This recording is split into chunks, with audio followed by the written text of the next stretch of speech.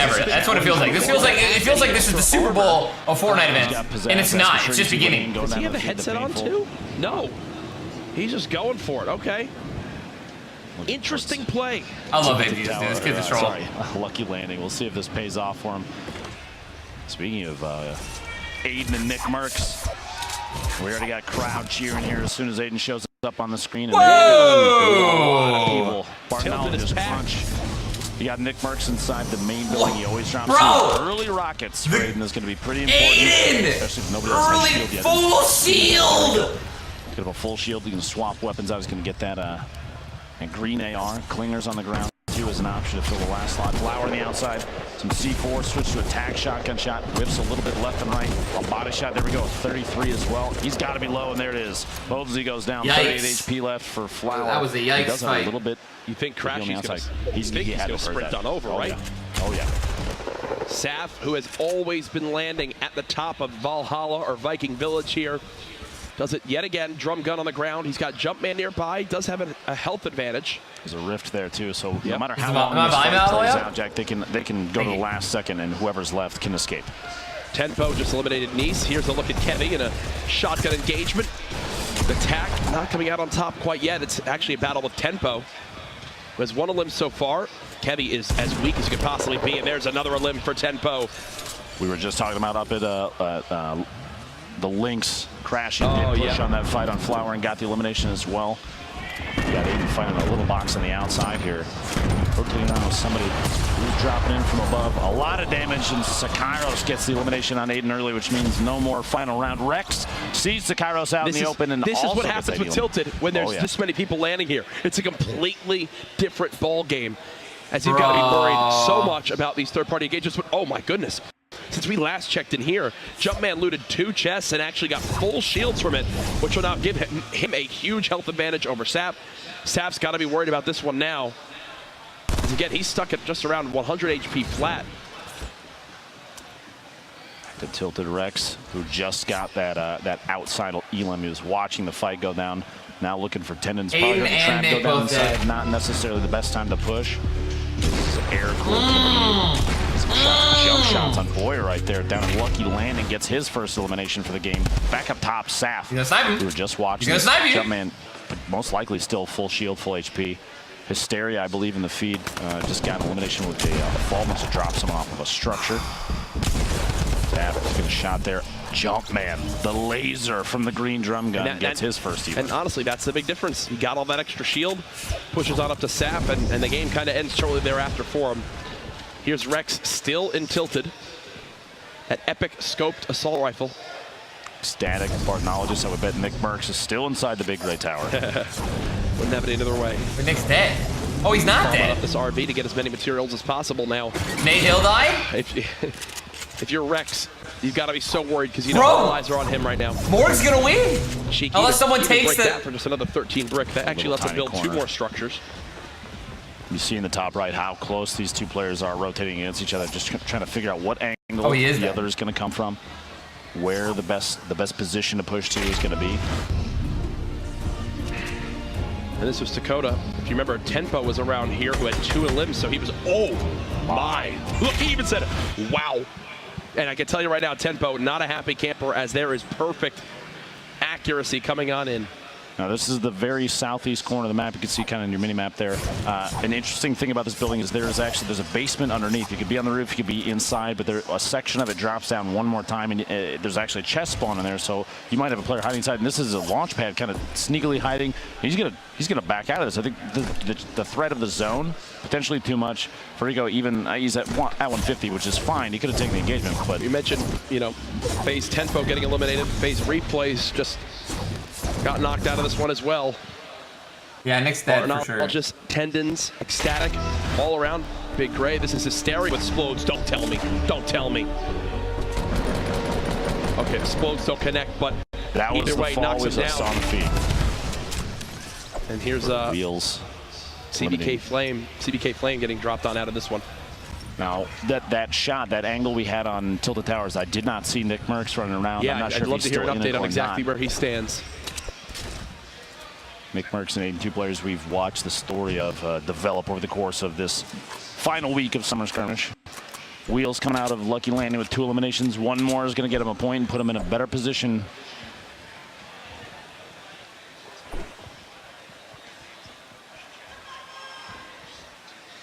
Is there really nothing else going on in the map right now? Rotating towards Lucky Landing. He's got to go the opposite way. Here's LeVake. Only 35 health, but gets the headshot onto Hysteria. R.I.P. Hysteria, man. Day. He was just on the outskirts of the top 20, so I believe he'll fall just short of earning some of that extra prize money.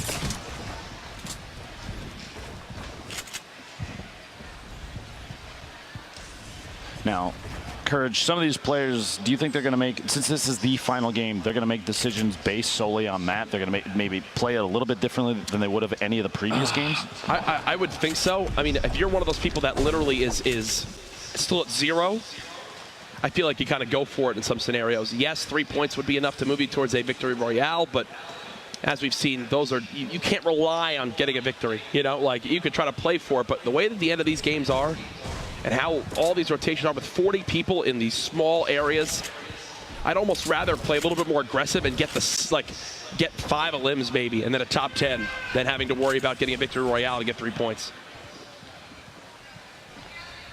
Diggy and his opponent basically trying to mix it up, going up and down against each other. Fuzzy and you see Landjog, both of them kind of just stacked in the same box. It's like they're roommates right now, and nobody wants to rotate.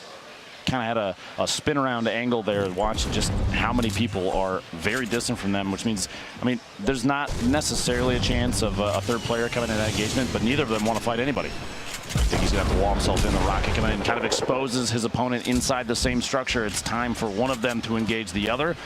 Everything was blown open there, and it was Nibs that shot, I believe, that rocket. You see Amon's in front of him as well, but the zone is kind of it's the player that's going to push everybody along. Still probably the most efficient eliminator of the entire weekend.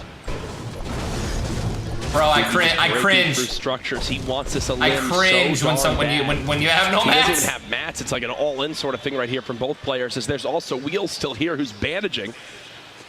For Diggy, technically right now, he's at 1 elim. If he somehow cleans up Kayun, and then Wheels tries to go for the trade, and he can get the 2nd elim there as well to put him at 3. But as I say that was his last wall. He's done for. Wheels and Kayun now just on the opposite sides of these walls from each other. Back and tilted, still inside the safe zone from the last rotation, but it's going to be time to move out soon. Takata catches a player, a couple taps on the shield. Moving out of that big gray tower to the new building. There's a lot of planks in there, as we've seen in the past. Players can come out of here with all sorts of resources, and that's Morgoth. Nades coming in, though. Takata's got to rotate out of his build structure. There's a ton of loot on the ground here. There's I believe that was a gold double barrel. It is. I wonder if he's going to go back for it. It's such a commonly picked up weapon in these skirmish games. Oh, look for a shot. Hit this thing. Is it on the jump? I'd lose my mind. Players impulsing to the close mountain. He's going to try to follow this building, get shredded on down. There goes 38 of his shield. He'll pop that big shield potion to go ahead and get back up towards 185. He's got to be worried about the person on this close mountain. Here's a replay. Here was the last one we got onto Ecstatic, and well, it looks like it doesn't get much easier than this. This Ecstatic was, yeah. Oh my God, freelo. That epic legendary, or sorry, that epic assault rifle. Not epic legendary, with the quick elim there.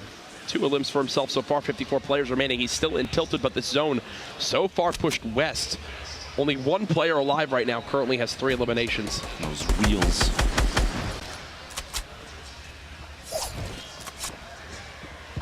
Now this next circle, Courage, is basically centered on that villain base, or Valhalla, the Viking village up on top of the mountain. So you kind of got Greasy on the edge, you got Snobby on the edge, and the sports complex. Blind in another good spot besides his mats. He's got good wood, but that's it. Which means you're going to see a lot of structures pop up as the main defense method to feed their poach, securing another elimination. We've got multiple players now, I believe. Bro, Doppy using Galaxy skins. Eliminated 53rd. Look how cute it is. How do I get that? A handful of them still sitting on 2 eliminations. Chris, FPS, Lancius, LeVake, and Sofa all have 2 eliminations and are still alive, which means 1 more for any of them. Is Amon's picking Snood on. He's got all in. He's just got to finish it. Not up to the shoot. Gosh, Bartnologist was on the receiving end of these explodes. Trying to survive on through. Does get a ton of damage down onto FPS. Thank you. I'm moving to China, dude. Minis, he's got a big shield. He can go ahead and get back up towards 120 HP. Bartonologist also take the time to stop and medkit, and you see Blind trying to be the third party that engages on here. He's pushing forward. Blind can pay spoiler for both these players here. One on the opposite side of this wall. Been tagged once. There's the shots coming on in. First to limb now for Blind. The second player peeking from above. Will this work out perfectly for Blind? You can't tell as of yet. The FPS at 121. That's a big tag with that heavy shotgun. Oh, out of the sky! As the crowd erupts there, that's his third limb to FPS, getting on the board. I'm trying to see if I can give you guys a little sneak peek at something. We've got Landjock rocking the power cord still, trying to rotate his way inside. The Storm's going to push him 40 seconds roughly. 42 players remaining in this final game of the Summer Skirmish. ARMO at 9. Basically nothing. Mats at basically nothing as well. This is, again, an all-in type play. When this zone closes, it'll begin hitting for 2 as well, and they still have a ways to go to reach safety. He's taking so much time for this. It's a big play here for only a second elimination. He probably should have stayed ahead and just kept moving with his zone, unless he was afraid of the player. He's not even making a move on it. He's got to go. Unless his opponent has some form to heal HP, this is going to be a wash potentially. And he just bounce padded up. He bounce padded out and shot his own bounce pad. I mean, I don't think there's any way he makes this. Oh gosh. Chasing in on the player behind him. He's just looking for the limit at this point. The limit doesn't do anything for him. This guy's totally weak, but this was not worth it. Too high of a chance. Tendon is going to go down. Tendon's actually going to make it out of this scot-free. Landjock throws himself the fall damage at 10 HP. The head nod from Tendon saying, yeah, the Storm can have you and I'm going to stay alive. This is a top-down view. Takata getting his third elimination on Bandit for his point in the 7th match. Nibs dropping down. He's got a decent setup for weapons here. No splodes left, but he doesn't. Terrible play, man, but you got to take just the 15 seconds right now. What do you do in that situation, you know? He's got, and he just barely adjusts and stops it. He moved a little bit too far, and now Levake will shoot him down. So honestly, that adjustment might have saved him. The angle from that rocket, he scooted just barely down the stairs. The blast radius, he moved just outside of it. Didn't get the chug jug off, but I'd rather that than get eliminated. It's going to be a greasy ending with the Valhalla/Viking Village still in play on the top of that mountain. And he's going to stop again and try to chug jug. You see Liquid Chap just got eliminated. Rough day for Liquid Chap up to this point in regards to elims, but at 3 points, I think he still may have got himself near that top 20. We'll obviously check the full standings after this game is all said and done. Ranger eliminated by the Storm as well in the feed there. 34 left, 30 seconds till the next circle. And we've got a big stack of players on the south and southeast edges of that mountain. That's a lot of players that are going to build up those little bases. In fact, we can see a top-down view of the minimap. I'm going to be honest with you, so many of these little arrows aren't even moving. They're just spinning in circles. Yep. Everyone is more than content with just staying alive for this time. Takata already with 3, looking to add more limbs to his game. Here comes the zone. Once this one closes, the Storm will hit for 5. And that's when it really begins to start taking its victims. There we go, the Storm's going to start to push. Very few players are still remaining outside the circle. Everyone's pretty much already established themselves. You see there on the left side of your screen. You got one player flying in from the east side, trying to get inside the safe zone. But Takata's low on there's not going mats. to be a whole lot of gatekeeping. This is going to come down to the last few circles here, this final game. Good catch from Takata, dropping on in. There's still this crate. Go for that. You gotta go for the crate. You gotta go for the crate. This is a crate fight. Crate fight. Shotgun shots and immediately catching himself midair is incredibly fast gameplay. Oh gosh, he's getting shot from a third party. Storm Both of them 44. are. He can squeeze his way in here in just a second, depending on the position of the Storm. He doesn't really have a whole lot here. 289 metal left. That's not necessarily going to be enough to push his way in. Depends on the choice of this third player whether to continue to engage. Bandit just had the campfire though.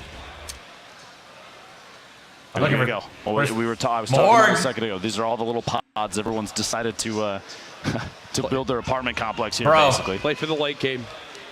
Morgoth staying in, and everyone just sitting still. Tifu's in it. Tifu's still in this game as well. Sam, Joystick, 31 players left. Look at the materials for Ghost Bizzle here too. Almost 1,400 to work with. Pretty solid spot, and he's got like his inventory as well. He's got the rare drum gun, rare assault rifle. Obviously the tap. All right, I got confirmation. I can tease a little something for you guys. Right when this game ends.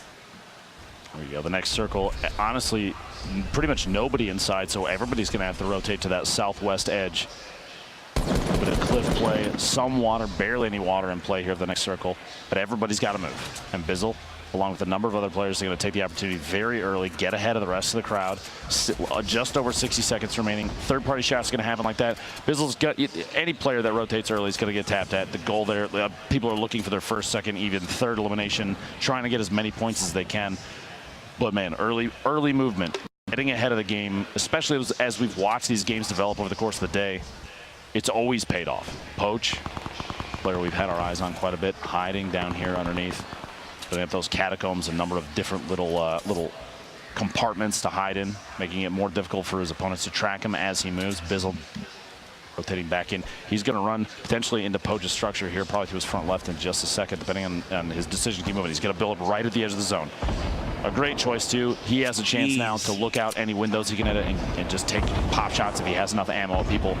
Marksman, all right, Marksman. Fall 28 meters. Looks like he dropped out a structure that had been built up. And here you go. The very edge. We get a little bit of water in here, but Kutrin getting shot at by Morgos, one of our leaders. See, now the question is Nate Hill still alive? Because no, I think Nate's dead. I think Morgos and Nate Hill were kind of two of the top fighting for those spots. First and second before this. I wouldn't even shoot right there, man. No risk getting sniped. 30 players remaining. Takata gets dropped so low on HP. He's having to bandage. Sam just sitting right on the edge of that mountain. Looks like someone's flying through the air trying to drop on down. Everyone's going to have to get off that mountain now. 30 players left in our final game of the summer skirmish.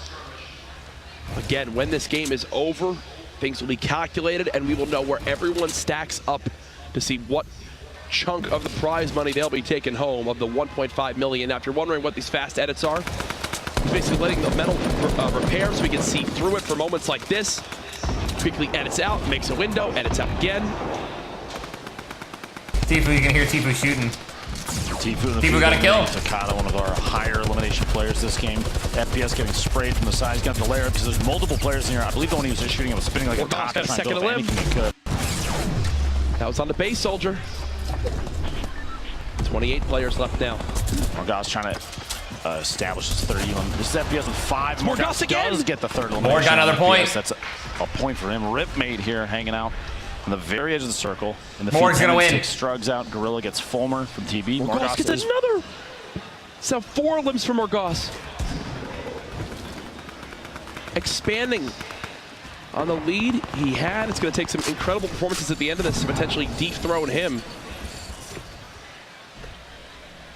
And here's a look at everybody right now. Morgos close, I believe, towards obviously even more points in top 10. Poach moving into this next zone. You've got a number of players close to the cliff, too, building up towers. They have top-down views of pretty much everything. You can wait and bide their time. We had just for a second there, I believe Fade was up on the outside. You see Tifu moving in the back corner. 23 left, 35 seconds. Very fast builds, trying to establish basically any structure he can. Oh, no. It's a heavy tag. Down to just 78 health. And again, that audible, you can tell when the shields are gone. That's ND Gorilla, who he's in a build battle with right now. Both players could be further from the zone, which could be their downfall in the next few moments as the zone begins to move. Coming down to our final couple circles. Sam dropping down. He finally just left his little huts that he's been in forever, it seems. Burner's in a decent spot to get some kills. He's kind of in the middle of everything. So if he plays it right, if he plays the scrap fighting right, I think he's building up. Outside the zone, including one flying in right now. I believe there's 3 or 4 more that still need to get inside the safe zone. So everyone else of the 23 players, the rest of the field is already established inside the safe zone. So players like Poach, you see, they're going to take tap shots at anybody they catch moving because it's the count of players that's going to be very low. Remember, only top 10 earn an extra point. There's a look at everybody moving. Sam gets dropped on down. Tendons is one shot as well. I think Moore just got that now. Fade still keeping the high ground at max HP. Moore got that kill. Morgos now at 5 elims. He got 2 points.